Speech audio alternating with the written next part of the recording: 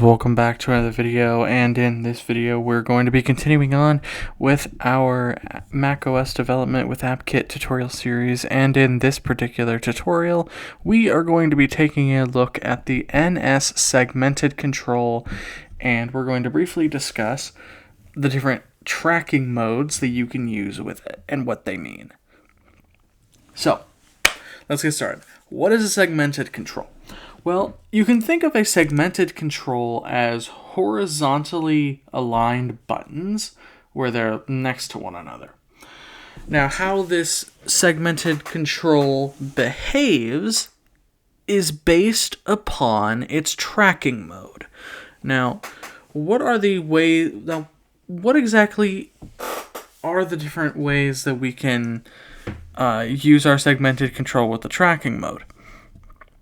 Well, the first kind of tracking mode that you can use is called Select 1. Now, this allows you to select a single segment of your segmented control. So, you know how, for example, let's take Maps, for example. In the toolbar of Maps, there is a segmented control that allows you to select the kind of map view that you're using. That is using the Select 1 tracking mode. There is another tracking mode similar to Select 1 called Select Any. This tracking mode allows you to select multiple segments of the segmented control. The third kind of tracking mode is momentary. This allows you to treat each button in your segmented control as exactly that, buttons.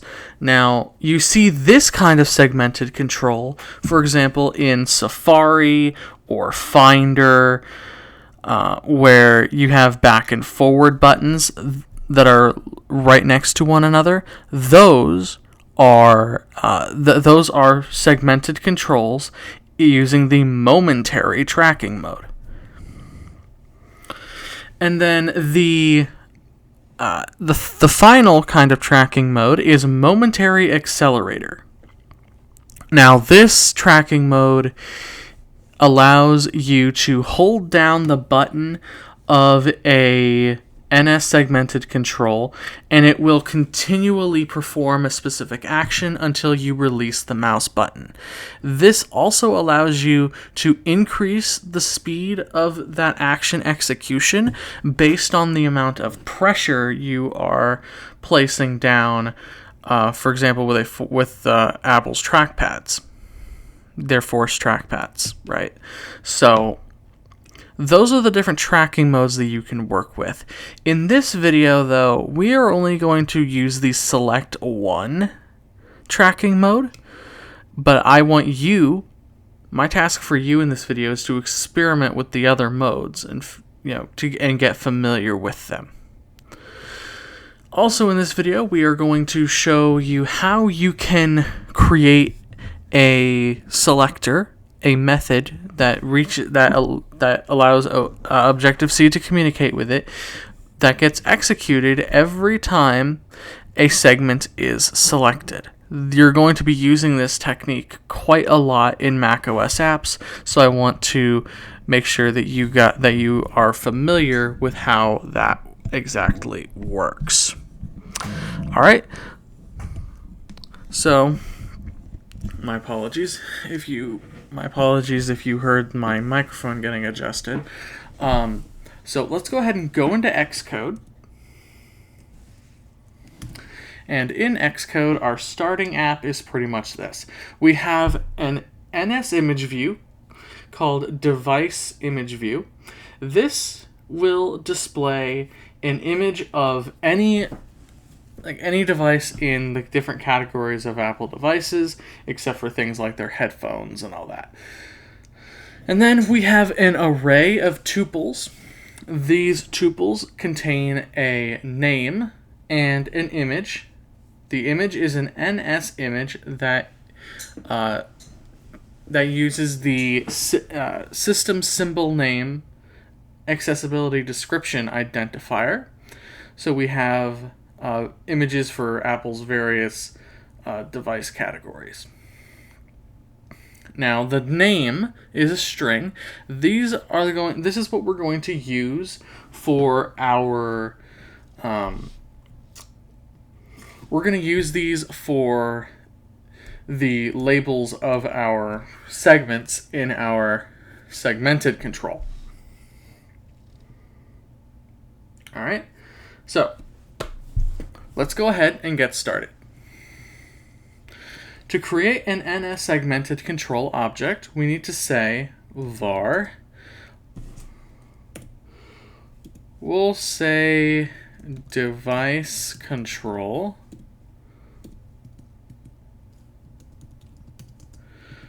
equals NSSegmentedControl. Now, we're going to give this an empty initializer. However, you can pass to this initializer an array of strings. So the first parameter would be labels. That's an array of strings. So if you want your segmented control to have strings for the content of each segment, you can do that. Or you can pass an array of NSImage objects as the first parameter. That parameter is called images. Now, you can't have both images and textual labels as the content for your segmented control. It has to be one or the other. Then you can also pass in the tracking mode. You can pass the target and the action to the initializer, but we will do that manually, and you'll see why here in a moment. So if we go down to our view did load,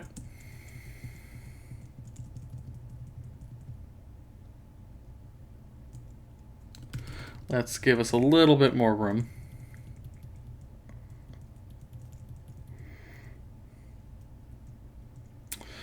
All right. So let's go ahead and configure our segmented control by first setting the target and action. So we'll say device control dot target is going to be nil. You could also set it to self and it would be fine, but we're going to say nil for now. We'll say device control dot action is going to be equal to hashtag selector, and the name of our objc method is going to be selection changed.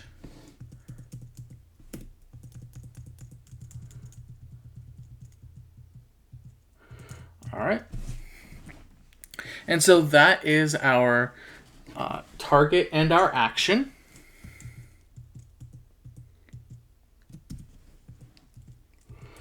Next, we're going to set the tracking mode. So we'll say device control dot target, or not target, tracking mode. And we're going to set this to select one, like that. And so we're almost done. The next thing that we want to do is we need to add our segments to our segmented control. Now, this is why I did not populate the initializer, because we have all the information for our segments, in that array of tuples. So we want to be able to dynamically add segments.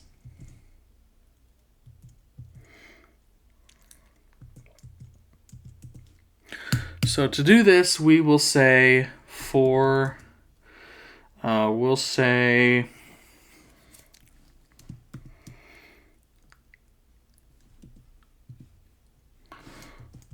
for segment in,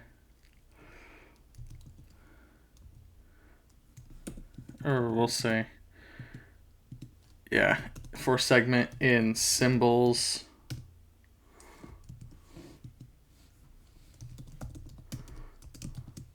like that. All right. Now, to add a segment to our segmented control, we can say device control dot add. I believe it's add.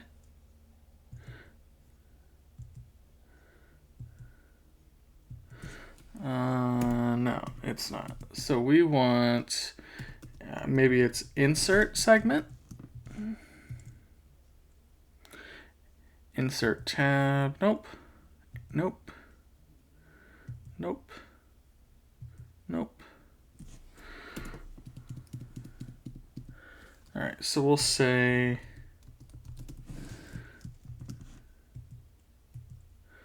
let's see, not segment count. We don't want segment style. We don't want segment distribution. We don't want selected segment. We don't want selected segment bezel color. We don't want double value. We don't want tag. We don't want menu. We don't want image. We don't want label. We don't want width. We don't want alignment.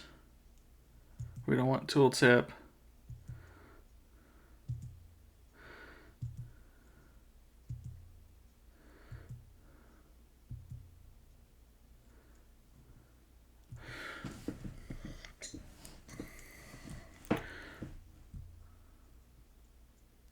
Okay. So let's say set label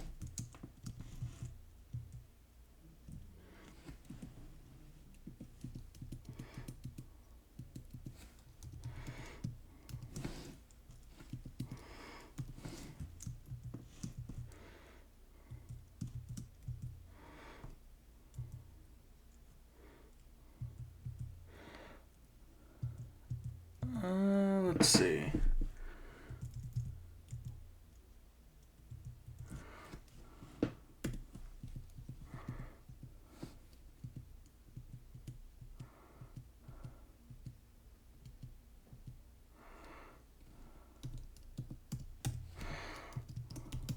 We'll say label. Okay. So it'll be set label, and then what we'll do. All right. So sets the label for the specified segment. So what we'll have to do instead is we'll say for index in 0 less than symbols dot count. All right, so now we're looping through all the different indexes because we're going to need that information. All right, so now we can say that we want device control dot set label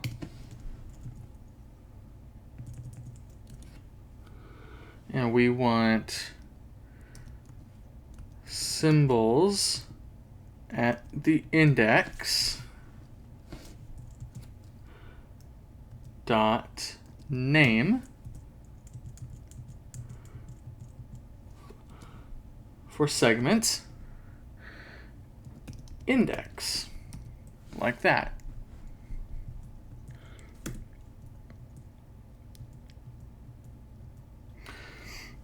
All right, let's go ahead and let's go ahead and enable programmatic constraints. So okay, we want device control translates auto resizing mask into constraints equals false. All right. Then we'll say view, add subview. And this is going to be our device control, like that. And then finally, let's go ahead and add our segmented control to the screen.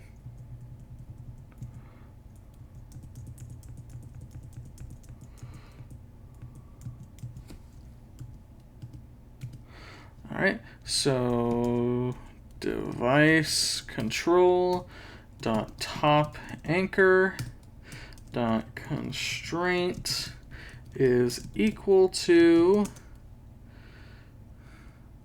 view top anchor with a constant of 20. All right, and then we'll say device control dot leading anchor dot constraint is equal to view leading anchor with a constant of 20, and then device control trailing anchor constraint is equal to view trailing anchor with a constant of -20.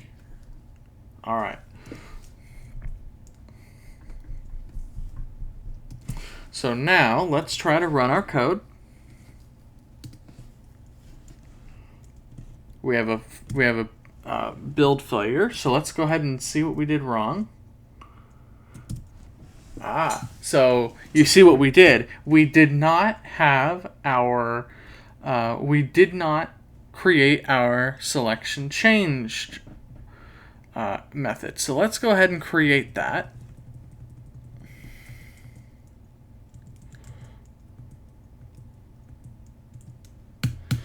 So at objc private func selection changed, we'll pass this a segmented control. So NSSegmentedControl. Now keep in mind that that this method for our action does not need to take an NSSegmentedControl. I'm just having it take one so we can have a little bit of a simpler time here. Do a little bit less typing inside the method itself. So we'll say let index, or not so much of an index, selected segment equals sc.selected segment. So this is going to be the index of our selected segment. Then we can say device image view dot image is going to be equal to symbols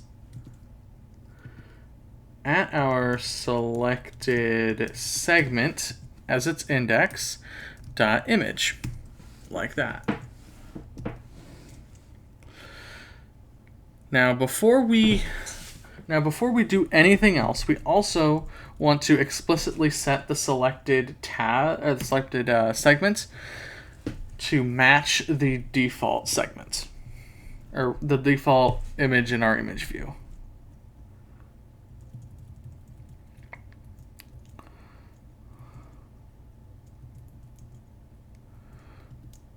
So we'll say device control dot selected segment is 0. All right, let's go ahead and run it now.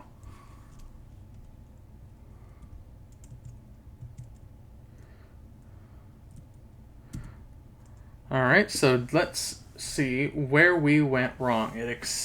There's somewhere where it needed an int and we passed it a double. So let's go to our issue navigator.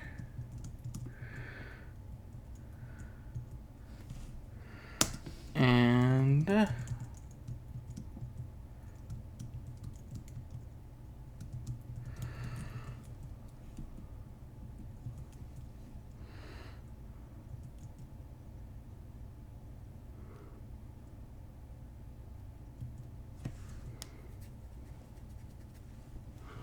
all right.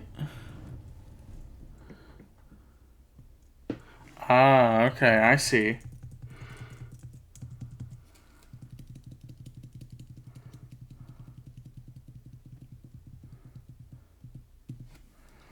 Let's see. Selected segment.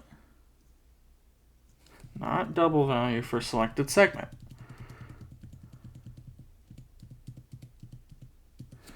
We want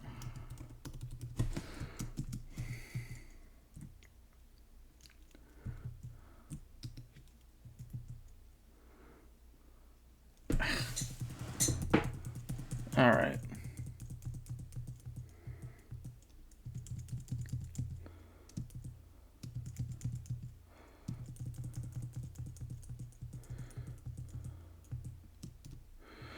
All right. There. Okay, let's double check our selected segment code here. Okay, now let's run it. There we go, build succeeded. So here we are. We do have our image, but we don't have our segmented control. So let's do some debugging and figure out why.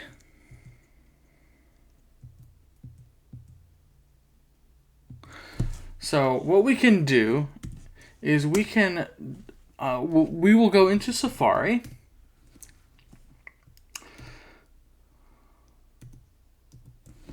And we'll say NSSegmentedControl Apple Developer Documentation. And we'll see if there's a better method that we can use to dynamically add segments to our control.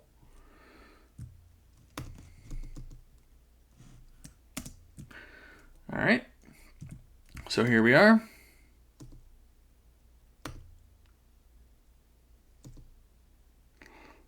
Topics. Creating a segmented control.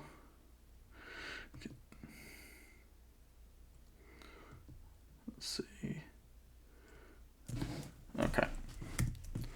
So let's see. We want. Okay.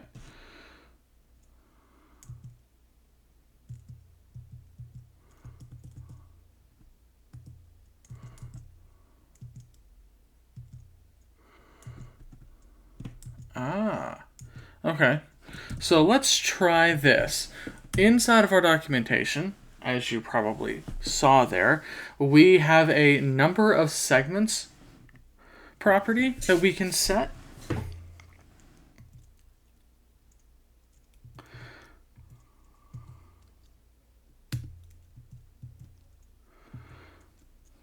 And so we can say device control dot number of segments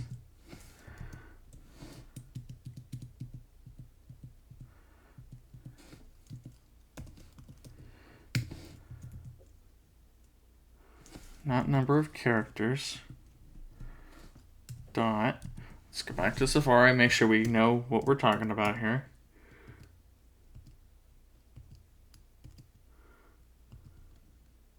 segment count. That's the one we want.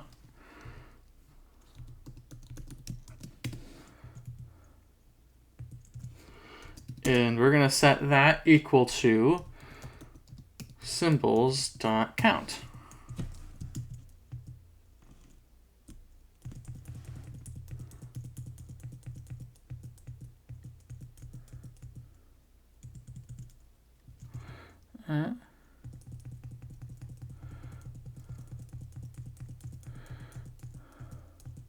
All right, device control. All right, so where is it giving us that problem?